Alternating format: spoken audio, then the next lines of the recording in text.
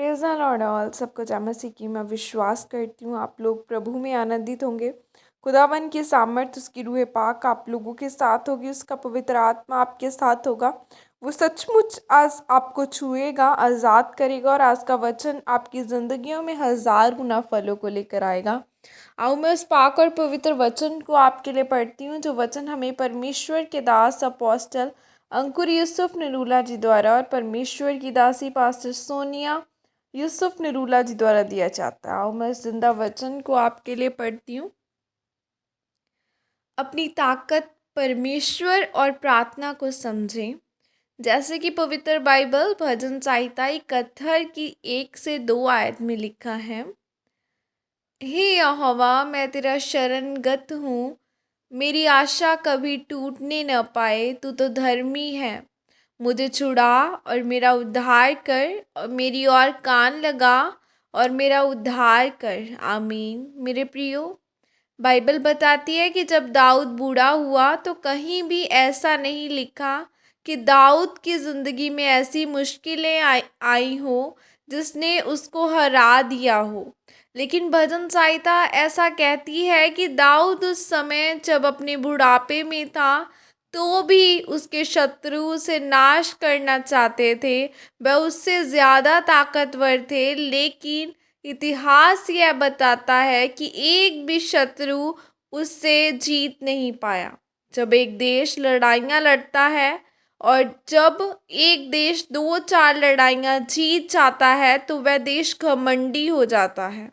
उसको मालूम होता है कि मैं अपनी पावर से जीता हूँ, मेरे पास परमाणु हथियार हैं, मेरे पास मिसाइल हैं, मैं 10 लड़ाइयाँ जीत चुका हूँ और मैं अपनी ताकत के बल पर सभी देशों को जीत लूँगा। मेरे प्रियो, दाऊद को एक बात मालूम थी जो आज का विश्वासी भूल चुका है। दाऊद के पास शारीरिक ताकत थी, उसके पास एक इतिहास था, उसके पास एक इज्जत थी, फिर भी वह हमेशा प्रार्थना में जाता था, प्रार्थना में जीतता था और फिर असल में जाकर अपनी लड़ाई को जीत लेता था। यह उसका भेद था। अगर आप बाइबल में ध्यान से पढ़ें तो आपको नज़र आएगा कि दाऊद जब भी लड़ाई लड़ा वह घुटनों पर आकर लड़ा, वह शरीर में नहीं लड़ा, वह मिसाइल से नहीं लड़ा, वह तलवारों से नहीं लड़ा। उसने घुटनों पर आकर परमेश्वर के सामने अपने दिल को बच्चों के समान उड़ेला। उसने परमेश्वर से कहा, परमेश्वर मैं कमज़ोर हूँ, तू ताकतवर है, तू महान है, तूने मुझे खड़ा किया है, अब तू मेरी लड़ाई को लड़ेगा। क्योंकि ऐसा नहीं हो सकता कि आप कितने भी महान देश क्यों ना हो कि आप 66 लड़ाइयाँ लड़े और 66 लड़ाइयाँ ही जीत जाएं और आपके लोग नीचे ना आए और फिर भी आप नंबर 1 पर रहें। ऐसा संभव नहीं है जब तक परमेश्वर आपके साथ ना हो। यह दाऊद की ज़िंदगी का सबसे बड़ा भेद था। उसकी लड़ाइयों को जीतने का कारण उसकी सेना नहीं थी बल्कि प्रार्थना थी। एक बार दाऊद ने अपने सेनापति को कहा, जा और योद्धाओं को गिन और मेरे पास कितने योद्धा हैं। उसने कहा, तू क्यों ऐसा पाप करता है, क्यों योद्धाओं को गिनता है।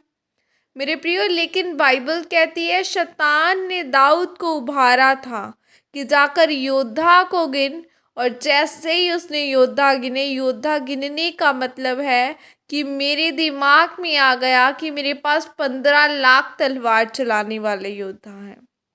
इसका मतलब अब मैं परमेश्वर की ताकत पर भरोसा नहीं कर रहा हूँ। मेरा दिमाग भटक चुका है और मेरे 15 लाख तलवार चलाने वाले योद्धा हैं।